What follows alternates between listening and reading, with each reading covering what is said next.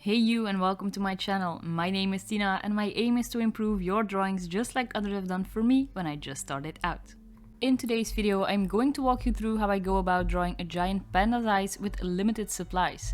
I'm only using the 5 basic panpastel colors as you can see on the screen right now, and stabilo carbothello pencils to add the details on top of the panpastel underlayer.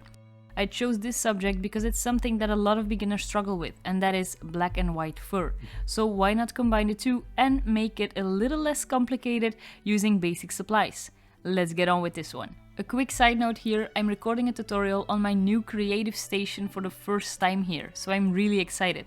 Let me know in the comments below if you like the simple white background. I believe it gives the tutorial a really clean look, but that could just be in my head. Anyway, if you haven't watched the video on where I put this desk together, you can click the link that appears in your screen right now. As you can see on my underlayer already, there isn't much white going on there.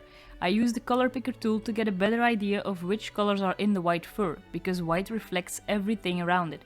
Turns out there are a lot of blues and warm peach tones in this little cutie, so for the underlayer we'll add just that. And when we go on top with our pencils, we will choose lighter colors so they stand out and the underlayer will still show through.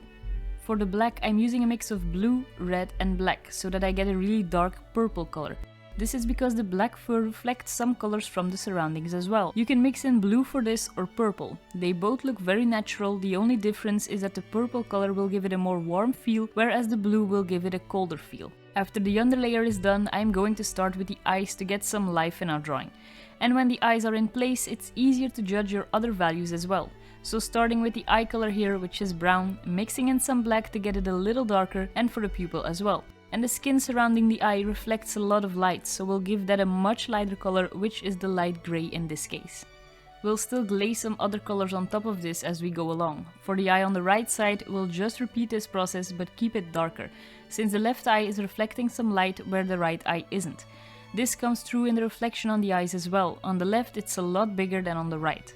If you haven't hit that subscribe button yet, or that like button, then this is your friendly reminder to do so now.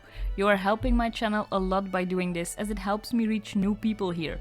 So a big thank you for helping me grow my channel. And while we're on the right eye and they are finished, for now, we'll come back to them sometimes in between the other layers. We'll start the black fur around it. I'm using a light grey to get in the lightest hairs first that are reflecting some light, and after that going in with black to get in the rest of the hairs there. Onto the left patch around the eye, where we will be repeating the same steps, only starting with the darkest color first, since I had that one in my hand already. So starting with the black hairs, making sure to overlap some of the hairs onto the white fur next to it as well. And then going in with the lighter grey color to get in those reflective hairs. As you can see, I glaze some colors over those lighter hairs right at the end. This makes the color change up a little bit without being too obvious. Onto the nose then, which will take a lot of layers to get the subtle color changes that we can see because of the reflective nature of the nose. We'll go in with black first to get in the darkest parts, and then adding the colors we can see on our reference picture, which were blue, purple and pink in this case. Blending them out a bit because we don't want them to be too obvious, these have to be subtle. Using that light grey to get in the reflection, which gives the impression that the nose is wet, and gives it a lot more life. The next thing we will do is add in the white fur on the left side of the face, up until above the eye. I'm using my ivory color to go over the entire area first, and then going over that with white to get in the highlights. Now this may not seem too clear on camera, but in real life this makes a lot of difference. Keep in mind that we can't go over white with anything lighter, so preserve that white pencil for the very last stage of the fur. And don't overuse it, as you don't want to make our panda friend look flat white. You can see that underlayer still comes through, which gives the impression of depth, even if we only added 3 layers. The underlayer, the ivory layer and the white layer.